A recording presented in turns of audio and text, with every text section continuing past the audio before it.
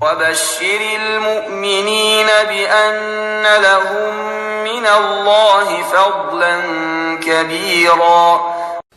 السلام عليكم ورحمة الله وبركاته. وعليكم السلام ورحمة الله وبركاته. الحمد لله والصلاة والسلام على رسول الله. Then when I traveled back 1989 to Jordan, my brother, he had already came from that place where the jihad. And he's the one who introduced me to the Syeikh Al-Albani, rahimahullaah. So I used to go to my masjid, which is in local masjid in my city, Madaba. And in there, the imam had, I don't know, noticed me. Don't know, from my movement, from my prayer, from my approach. I didn't say anything. Yeah. He said to me, I want you to give us a briefing about Salafiyah. So why did he ask me about Salafiyah? I never heard this word yet. Oh, okay, subhanAllah. I've learned with this Sheikh Muhammad Said Barzinjiki, but why did he in particular, what is that thing in me made him to ask me about this thing? Yeah. So there was a meeting in that masjid which represents each group and each sect. So they'll bring, for example, a person from the Tabligh and they start grilling him. A person from the Ikhwanul Muslimin, and they will, I will say, not grill him, because that masjid was actually been a stronghold of the Ikhwanis, the Ikhwanul Muslimin, brotherhood. So when he asked me this, and I saw how they grilled the people who are from the Tabligh, and he was an older man than me, and I said, I'm not fit to go and answer these questions. And they've asked me and asked my brother. So my brother called the Syeikh Al-Albani. Allahu Akbar. When he called the Syeikh Al-Albani, rahimahullah, he arranged for a day to come to our house, and he came to my uncle's house because it's bigger than our house. We've got a big roof. So when he came, that's when I saw the Syeikh Al-Albani, rahimahullah, 1990 exactly. Subhanallah. And he came, and there was a very historical meeting at that time. When the Sheikh came, I thought maybe there's nobody going to come to see him, because I didn't know who's the Sheikh properly. Okay. But as soon as the people heard about him, the head of the Hizbut Tahrir came, the head of the Ikhwanul Muslimin came. Wow. Subhanallah. Why are they coming? Subhanallah. And did you know when you saw them that they were the heads? Yeah, I know the heads, because they weren't going to grill me, remember, in that masjid? Yes. And then even my uncle who died, he doesn't to do with the deen, he said, Syeikh Al-Albani is going to come to you? And then he dressed up in a thobe, changed his trousers. I said, Syeikh Al-Albani, what's so famous about it? I didn't know who the Syeikh You didn't know who he was at the time. So I thought my Sheikh Muhammad Said Barzinjiki was not known to anybody. He's more famous than the Sheikh and more knowledgeable. Subhanallah, Wallahi, I remember the masjid, the house of my uncle's, which was the roof. The roof, remember, is a flat one. We don't have like a flat one there. Yeah. It can host more than 200 people, and it was full. Allah. Full. I couldn't believe it. Anyway, so the Sheikh had given the talk, and there was you could say a debate, you could call it whatever it is, but there was the Hizbut Tahrir speaking person, the one who was the head. He was asking the Sheikh, and the Sheikh just basically killed him in the debate. Syeikh Al-Albani cannot be defeated whatsoever. Yeah, there's still recordings. There's still recordings of his So that night was recorded about 3.5, 4 hours. Allah. 4 hours recording. Wow. So we started from after Isha until just about after midnight. Wow. So that triggered me. The following day, I did not leave a single book that the Syeikh Al-Albani had written and is still in the market, except I bought it. SubhanAllah. So I bought the Silsila Sahihah, I bought the Silsila Da'ifa. I brought a big, massive 3-4 boxes, all the books of Syeikh Al-Albani. From one meeting. From the one meeting. I started reading them one by one. Silsila Sahihah, finished it. Silsila Da'ifa, finished them. I put my notes as well. I loved his books, and I loved especially Sifat Salat al-Nabi sallallahu alayhi wa sallam. The introduction of it, that is the one, the killer. So now I want the Sheikh to debate with these people in the masjid, but the Sheikh hasn't got the time. So I went to the house of Sheikh Salim Ied Hilali, and I was basically invited there, and Syeikh Ali Hasan was there as well. And I said to them, Sheikh, I want somebody to basically debate with these people. Tell them what is the Salafi manhaj. So he said, take this person. And he pointed Syeikh Ali Halabi. Subhanallah. So I said to myself, who is Syeikh Ali Halabi? I don't know. I mean, it's not that much, you know. I'm just worried he's going to be defeated in the debates, you know. I don't know him. And I remember myself asking the Sheikh, Sheikh, these people are really They're tough. monsters.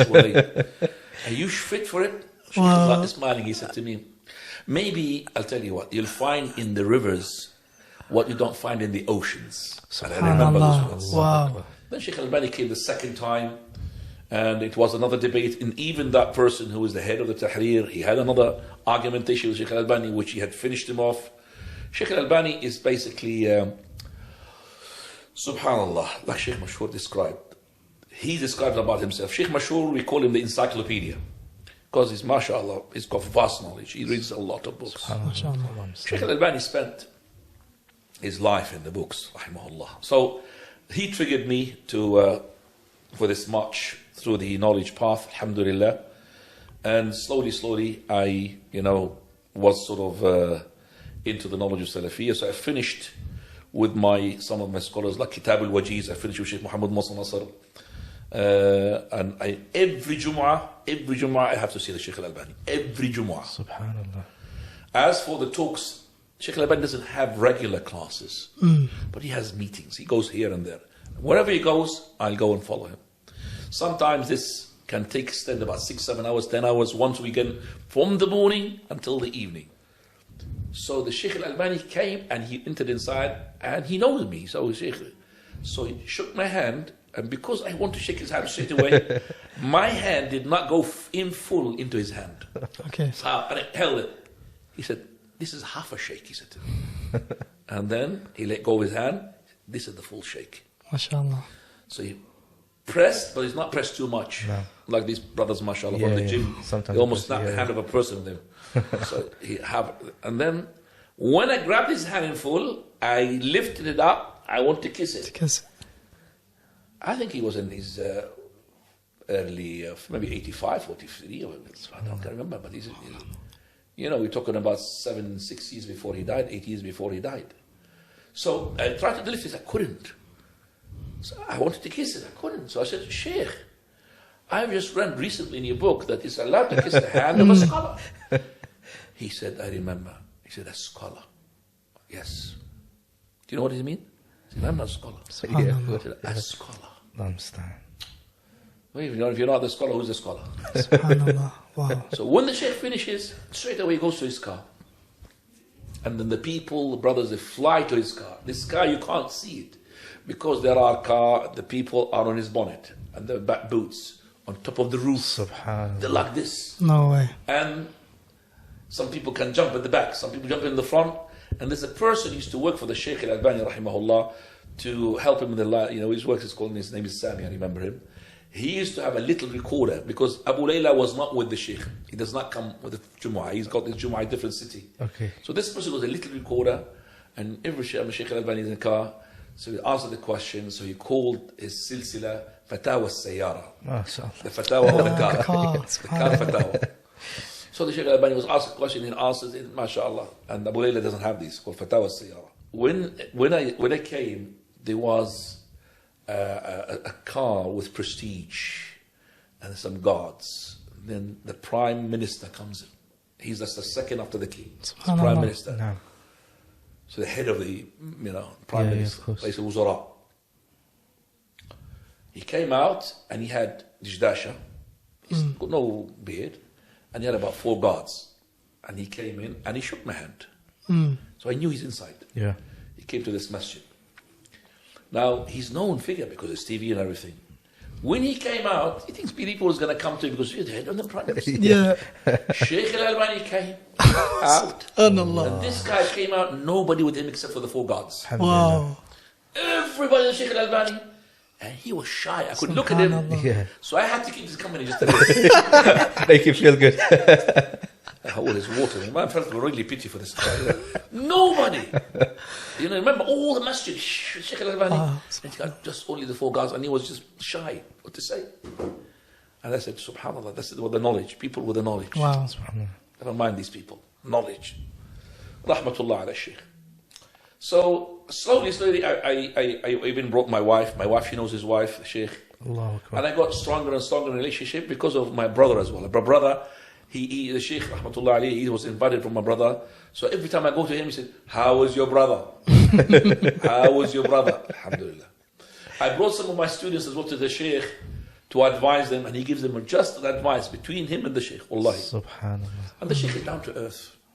Down to earth. And I remember I brought him as well one big person who was in the party of Ikhwanul Muslimin, and he was well above. And he used to meet me secretly because he's scared on himself. No. And I took him secretly to Syeikh alAlbani. MashaAllah. And we prevented Abu Layla to record that session. Because if he's known, it will be dangerous for him. So he asked the Sheikh the question, and the question is stated. As for the answer, he said, if I'm going to give you the answer, all recorders have to be off. So we switched off my recorder, his recorder, and everybody's recorder.